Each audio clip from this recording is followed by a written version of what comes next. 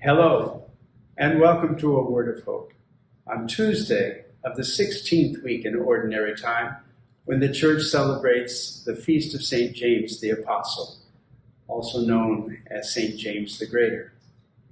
He was the brother of John, two of them sons of Zebedee. They were also known as the sons of thunder, so they must have had quite a bit of raucous enthusiasm in their following of Jesus.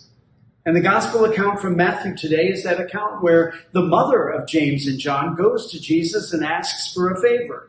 And he says, "Well, what do you want of me?" And she says, "Promise me that when you come into your reign, my two sons will sit at your side, one at your right and one at your left." And he just says incredulously, "Do you know what you're asking? Can you drink the cup of which I am going to have to drink?" Of course, referring to his passion, his death. "Can you drink that cup?" And the two disciples, not knowing anything about what he's talking about, says, "Yes, we can." Enthusiastically, "Yes, we can." And then he says, "Okay, then from the cup from which I drink, you will drink.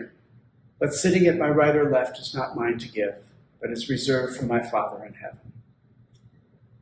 I'm thinking it reflects how often we pray for some of the things that we want earnestly and justifiably. The hopes that we have in our lives, the dreams that we have in our lives, the good things that we want, and we pray for them. But sometimes they can be so much focused on the self instead of focused on outward things. As a corrective to that, I think the versicle for the gospel says it all, where it says, "I chose you from the world to go and bear fruit that will last."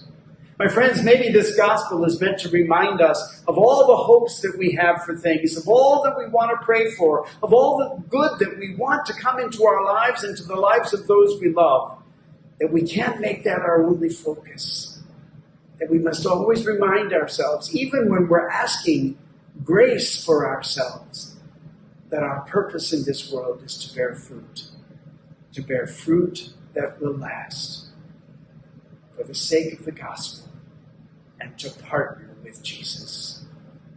Let us remind ourselves of that to which we also are called. God bless you.